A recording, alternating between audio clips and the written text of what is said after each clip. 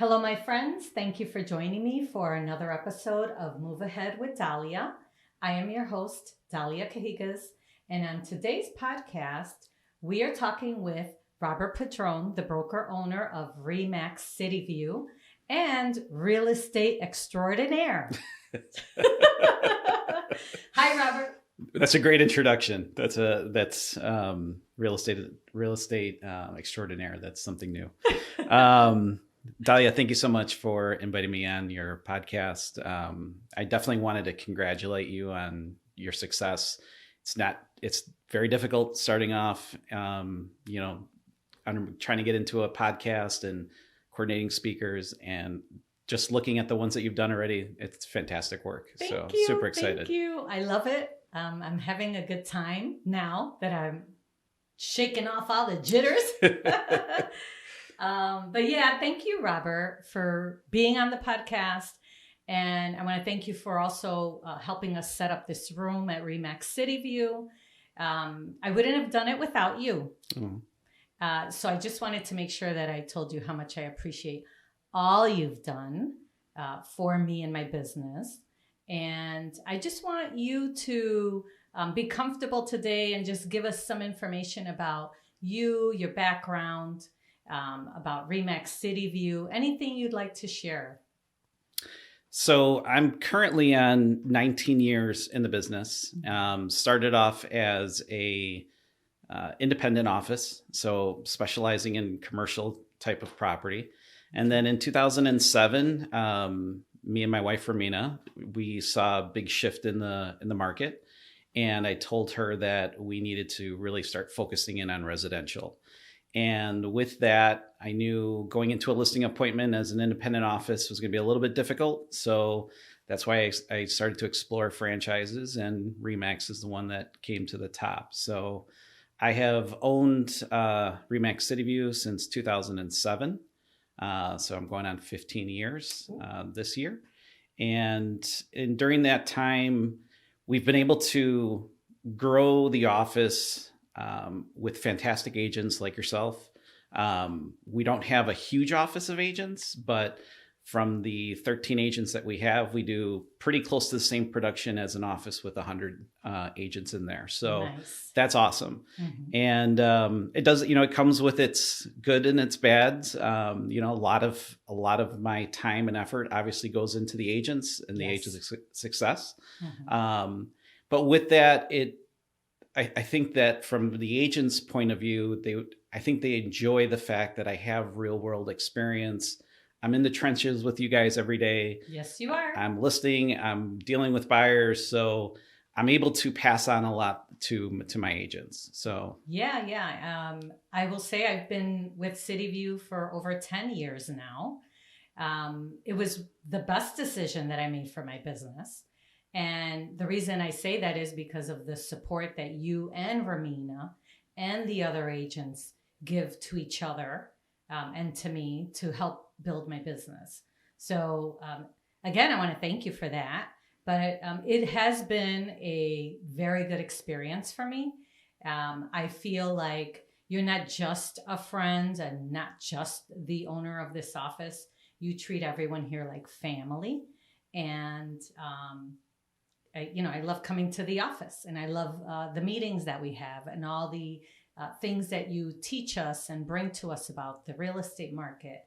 There's just so much that I've gotten out of this office, and I know that that's primarily the reason why my business has grown so well in the last 10 years. So again, I just want to say how much I appreciate all you and Romina have done for us. Thank you.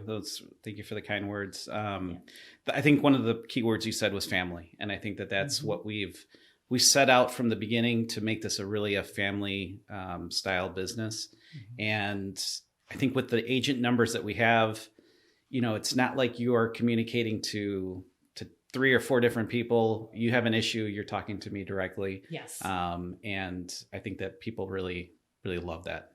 Yeah, absolutely. And so you're a family man. So tell us about your family, and also how do you balance it, Robert? It's tough. So, I mean, that is, a lot of people think that real estate agents are they work just when they're showing properties, or they get these big fat commission checks.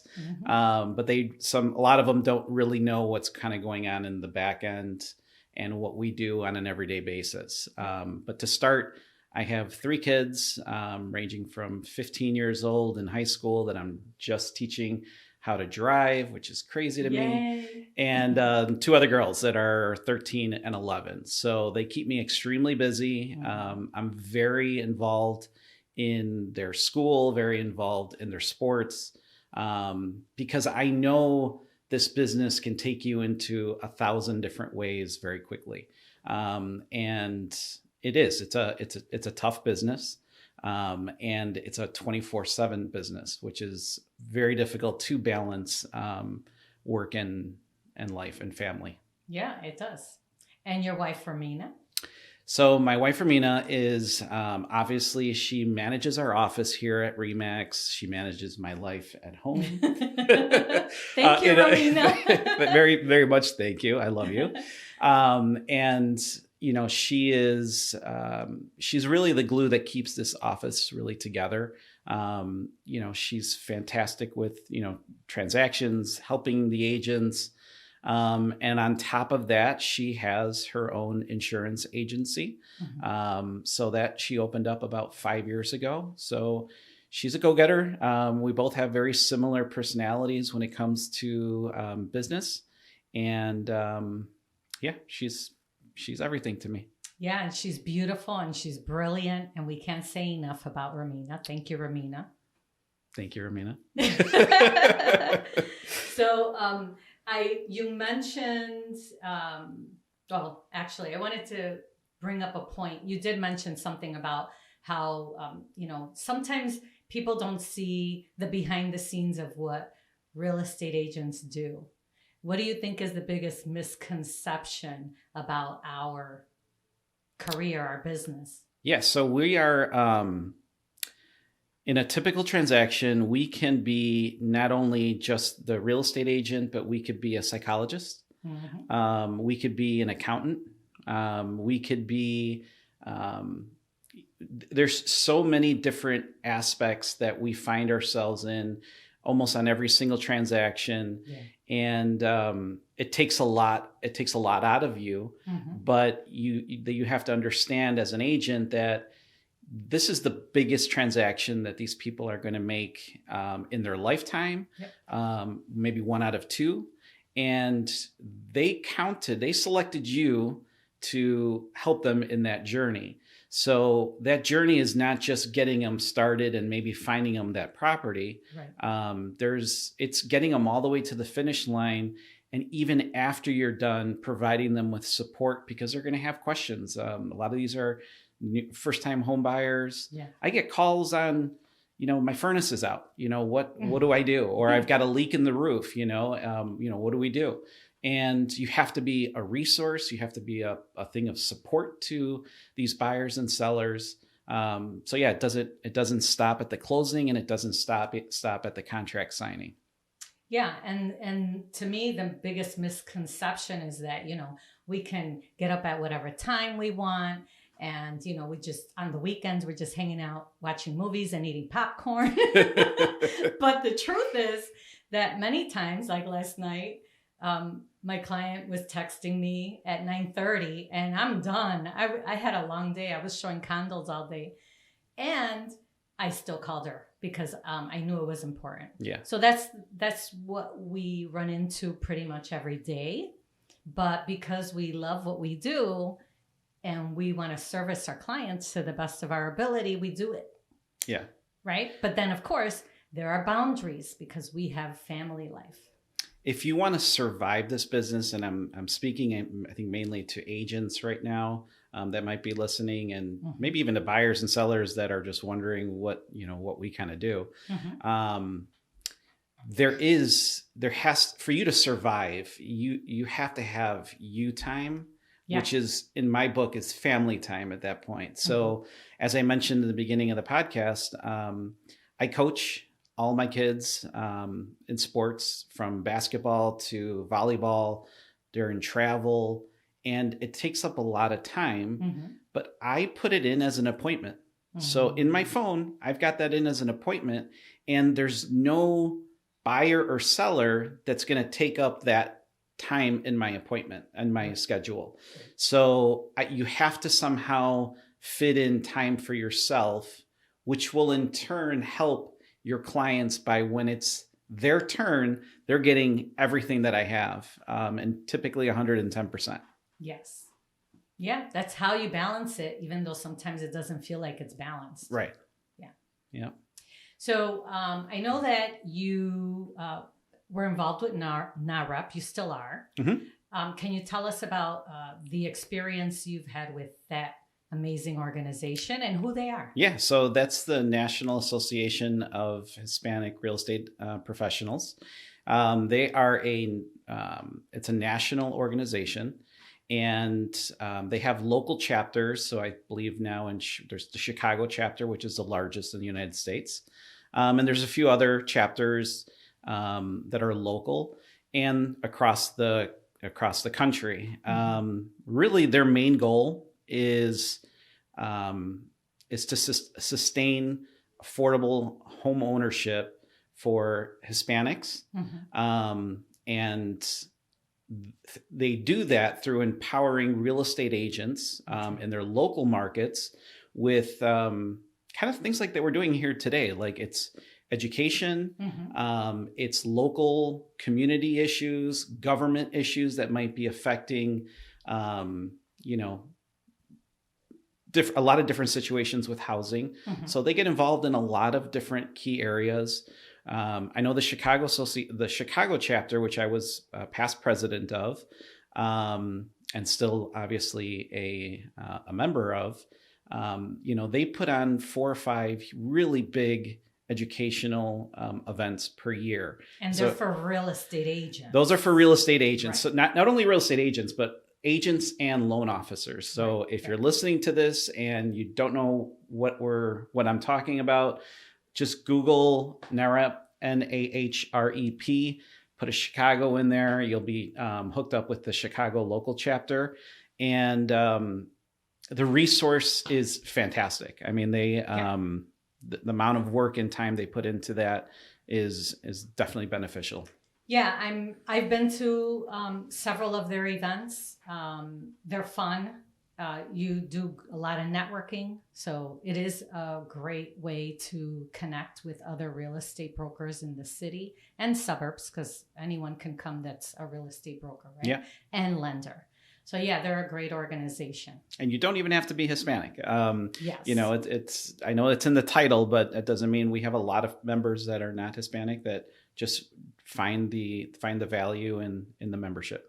Awesome. So I wanted to move on to the charitable organizations that you've been involved with and that Cityview has been involved with. Sure. So I guess one of the ones that stands out the most right from the beginning is, so we do a toy drive at the end of the year that we've done for 15 years now, because we started from our first holiday here at RE/MAX Cityview.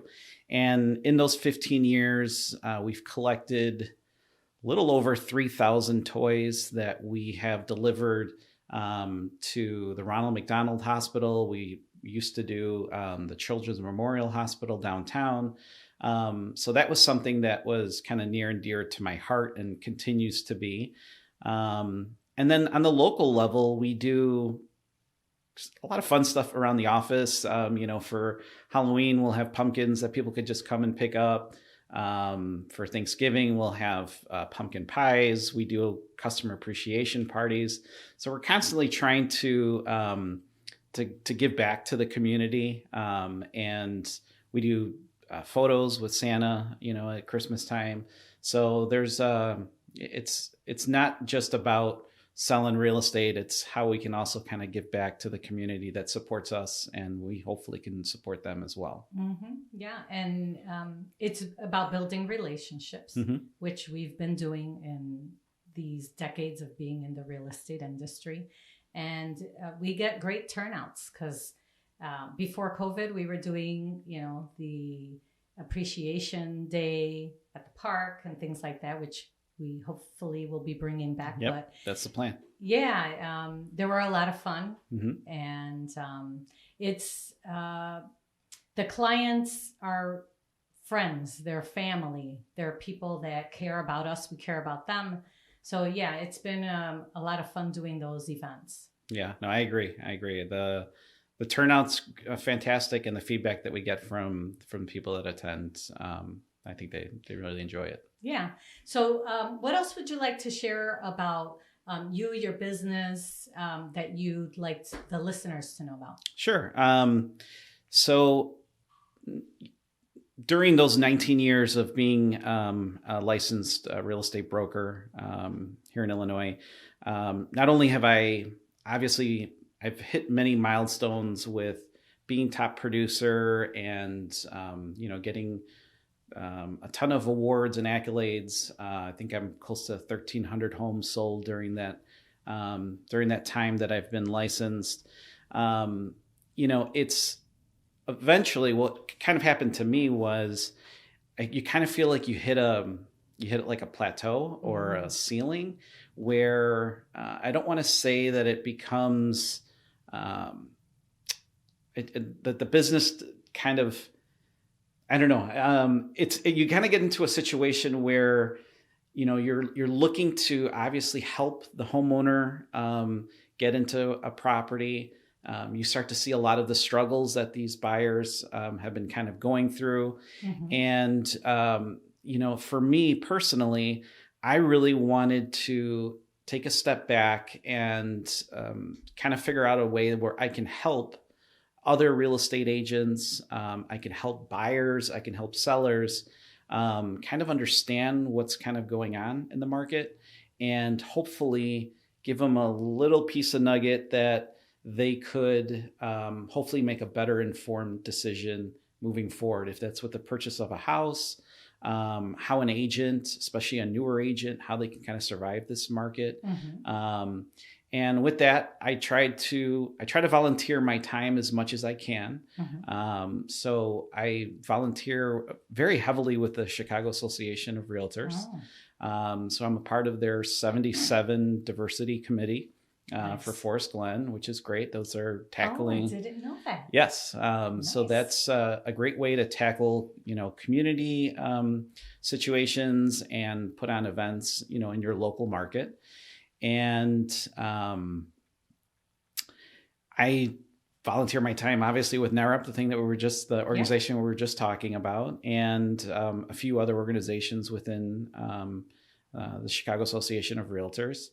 And apart from that, I'd like to be able to expand my knowledge or give other agents pieces of the knowledge that I have, because I'd like to see people succeed. That's honestly one thing that really drives me.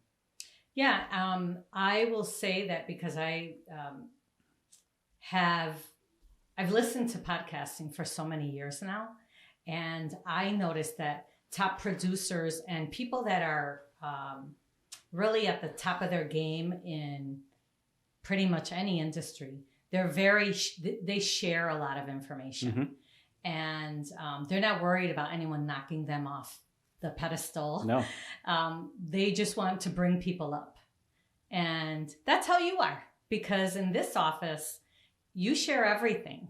If we ask you for something, you give it to us.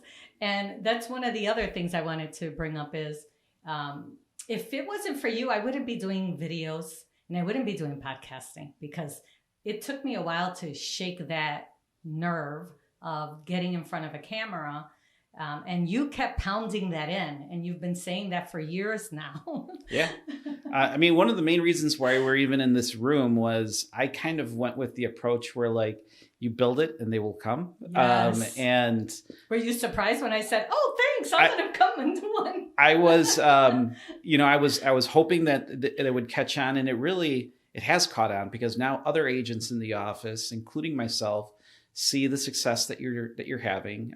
You're interviewing just awesome guests and things of value and education to people that are watching this podcast, that I'm sure it's going to give motivation to other agents who, quite frankly, might be a little camera shy. You know, you press play on that camera and crazy things starts going on in people's heads. Yeah. That's what Gino Prono said. Yeah. The marketing video person that helps me. He says it all the time that, you know, you turn on the camera and people just lose it. Yeah. And I don't know if I mentioned this in the last video with Gino, that it reminds me of honeymooners. Oh, yeah. Ralph Cramden, when they put him in front of a camera, if you know who I'm talking about, you're laughing. Yes.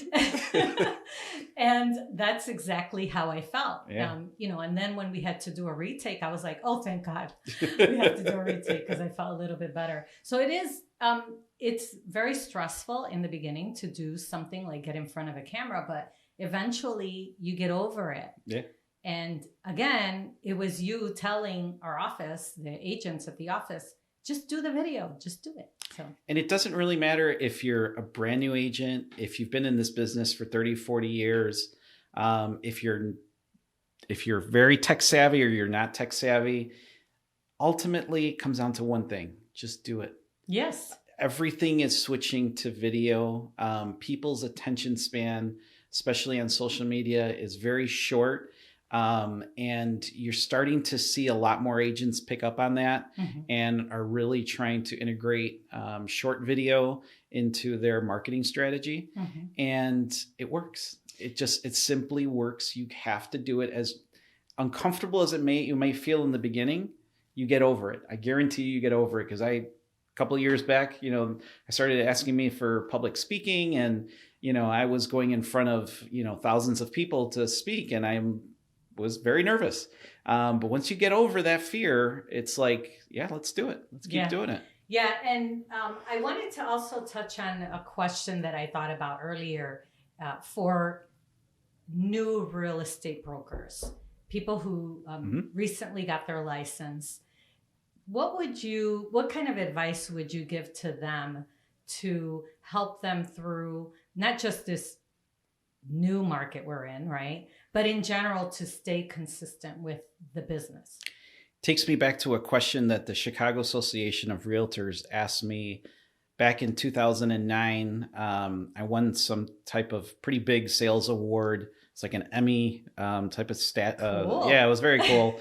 And a part of that, they asked me, you know, what advice would you have for new agents getting in the business? And remember, this was 2009, 10. So we were coming off of a very tough market. And the answer that I gave them then is the same answer I'm going to give you right now. And it's the same answer that hopefully the agents that are watching this and lenders that are watching this really take this to heart. And it's all about adapting. If you can adapt to what the market is giving you, don't fight it. If you can adapt to what the market is giving you, you will survive any single market. And this goes back to when there was only foreclosures out there, when there was only short sales out there. We saw a huge drop in the amount of real estate agents. You know, a lot of them got in, they got out once they saw, like, what do you mean? What is a short sale? And what, you know, what do you mean you have to buy this property as is, no survey provided? Well, the agents that figured it out, that went and actually got some education on it, adapted to what the situation was at hand, ultimately came out stronger. Those were the agents that, excuse me, that started to really crush it in that 2004 to, I'm sorry, from 2010 to 15, 16. Those are the agents that now you see are all super high top producers. And it kind of goes into what we're seeing today. Yeah. You know, over the last 3-4 years with the pandemic, we had a huge rise in transaction volume here across the United States. What happens? Obviously, you get a lot more real estate agents. And with a lot more real estate agents, now that we've seen interest rates go up and we've seen transaction volume start to come down, agents are like, well, this wasn't as easy as it was last year. No, it's not. But doesn't mean that you have to get out of the business. What you have to do is you have to adapt to what the business is going to give you now. And it's really going back to educating yourself on a lot of like just old school techniques to build your book of business and to survive. And you will. You can survive this market. And I guarantee you the ones that do will be the agents that we talk about in 7-8 years that are killing it at that time. Yeah. Yeah. So I recall many years ago during a challenging real estate market that I also had a personal issue going on, and one of my clients saw how I was handling the personal things and handling the sale of his building. And he mentioned how I was tenacious. I didn't even know what that meant. I had to go to the dictionary, and it's a book. Dictionary is a book. And anyway, I remember that thinking, I didn't know I had that. Meaning, that I didn't give up, that I kept going no matter what. And it was true. I just didn't see it in me. And so that's a trait that I feel now I have as a strong trait. So what do you think your strong or strengths are? Because you've been in the business a long time. So you have some things. Of course, we all have strengths and weaknesses. Mm-hmm. What would you say is 1 or 2 or 3 of your strengths that have kept you going through this whole? Patience. You know what? You're right. I forgot about that one. You absolutely have to have an infinite amount of patience in this business, because if you don't, you will get frustrated at every single step, at every single corner, mm-hmm. at every single transaction, and every single client. So, you have to always realize that other people are going through certain things in their life. Yes. And just like how you and me are going through things in our life. So treat everybody with respect, be super patient. And the one thing that my father told me from the beginning is go to sleep every single night. When you put your head on your pillow, don't have any worries that anybody's upset with you or that you did something that was not right. If you just go by those simple principles, you will be okay. And the number one thing I can tell you is surround yourself with people that want to survive and that want to grow. Because if you get yourself in a situation where everyone around you is just kind of moping around and miserable, yes, or complaining about the market or about interest rates, then guess what? It's going to be very difficult to succeed. But if you surround yourself with like-minded people that are like, I don't care honestly, that's what I was going to say. I really don't care what the rate is. You have to, if you need to buy a house, you're going to have to figure out a way to purchase that house, you know? So it's an obstacle, but it's not a complete roadblock, I thought of a quote that I often tell my sons at home since they were very young. And I hope it's Jim Rohn that says this: you are the average of the 5 people you spend the most time with. And I love that quote because I think it carries me. Yeah. You definitely, you want to carry people with you, right? But you also want to have people in your life that are doing better than you so that they could, so that it could help you do better. So in that, I just also wanted to mention that you have not just been a friend, but you've been a mentor and a leader to this office. And that's a lot, Robert. You've done a lot for this office, for the staff, for the agents. Can't thank you enough. Thank you. Thank you for the kind words. Yeah, of course. That's great.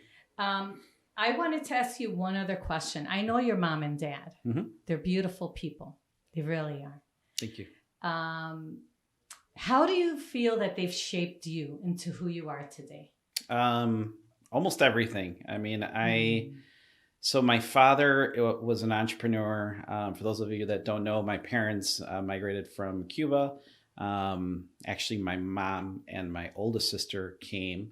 They wouldn't let my father leave. So my mom and sister were here for about 2.5 years by themselves while my dad came over. So they came, the typical immigrant story. I mean, they came with really nothing. They came with a good education, good head on their shoulders, and hardworking folks. And really from day one, my dad was always an entrepreneur, so I always saw that, and I'm like, that's what I want to do. However I can figure out my journey to get to there, that's what I want to do. And my mom was, and she is to this day, I mean, she's constantly, she's my number one supporter, outside of my wife, of course, but she's just been there from day one. Whatever idea, as crazy as it, I've had 15 different business ideas, sold cookbooks and alarms and flowers and you name it, but she's always supported me. She supported me throughout all of my endeavors. And that's the reason why you see her here at our office, almost probably 3-4 times a week, because I owe a lot to her. I owe a lot to my father. And if there was one person that I can emulate in this world, it would definitely be my father. I would want to be the same father to my kids and the same husband to Romina as he was. So, aww, they're awesome. They are some very great people. Your parents are amazing. Awesome. So, what else would you like to share about you, your business, before we wrap it up? Can I share with you some wisdom that I have for, yes, please, for different groups of people? Please do. First one, agents and loan officers that might be watching this. I think we kind of touched on it a little bit, but learn to adapt. And when I say learn to adapt, it's not doing the same thing that you've been doing for the last 5 years that has been working. For sure, for you to be successful, it had to have worked. Yeah. But as the market shifts, different things are going to start to work.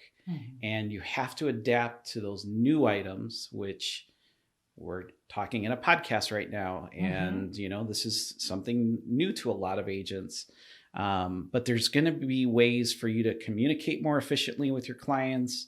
There is going to be resources and partnerships that you need to align yourselves with to help grow your business. So my wisdom there is, don't give up on the business. This business has been very good for me, for Dalia, and for the majority of the agents that really work it, but you have to work it hard. Just like in anything. Wisdom for some buyers. So I work with buyers, Dalia work with buyers. You have to have a buyer in every single transaction. Yes. Biggest thing that I hear now is, interest rates are too high. I'm going to wait. Well, how long are you going to wait? We had interest rates in the sub 3s for 9 years. I don't even want to say we were spoiled, because it was just what the market was doing. Before that, we hadn't seen those type of rates in 20, 30 years. Right. So for the buyers that I meet and say, I want to wait. Well, I get it. I understand that you want to wait based on what you've seen over the last 6 months and what you've seen rates before that. But are you willing to wait 20 to 30 years for rates to maybe get back to where you think that you could have belong. A house paid off by then. You could. If your situation allows or mandates that you need to buy a house, you need to find a house that fits you financially and that fits your family's needs. If it hits those two things, don't worry about the rate. The rate could be, you could refinance in a couple of years.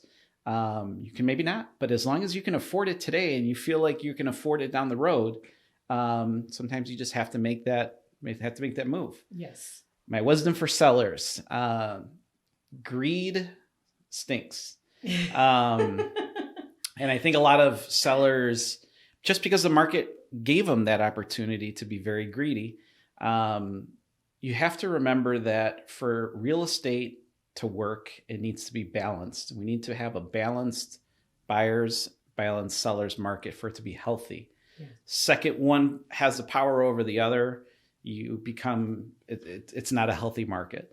So be realistic, listen to your real estate agents for their advice on valuation, on what things they might need to do to fix that home or to be more marketable. You know, I know a lot of people watch HGTV and they think that they know how to sell a home. The wisdom that's in this room, the wisdom that's with the agents that you're working with, listen to what they have to say, because there's a lot of good information there. Yeah. With buyers and sellers, I'll add, it's about choosing the person you trust. Mm-hmm. Because like you said, we have the experience of many, many homes being sold and working with the buyers and sellers for so many years. And if you are referred by someone to a real estate broker, there's a reason why they were referred, because they are trusted. Yeah. So if you trust them, then you should be able to sell your home or buy a home that's going to work for you. It's just it's about trust. That's how we run our business, mm-hmm. right? So that's awesome, Robert. Thank you. I want to thank you for having me on. This was a lot of fun. Yeah, it was a lot of fun. Thank you so much. Again, I appreciate all the support that you have given me in my business, and Romina has given me in my business, and the support that you give to the agents. I know you give a lot of yourself to keep everything running, and it's much appreciated. It makes my job easy when you have good agents like yourself working here. That's for sure. Awesome. Thank you. Well, that wraps up the show. Again, thanks for being a guest on the show. And if you have any questions about today's show, or if you want to give me some suggestions for a future episode, please reach out to me at 773-879-4855. Also, you can message me on all social media platforms, Dalia the Realtor. I would love it if you would subscribe, share, and follow me. I'll see you at the next Move Ahead with Dalia podcast. Thank you and have a great day. Bye. Bye-bye. Bye.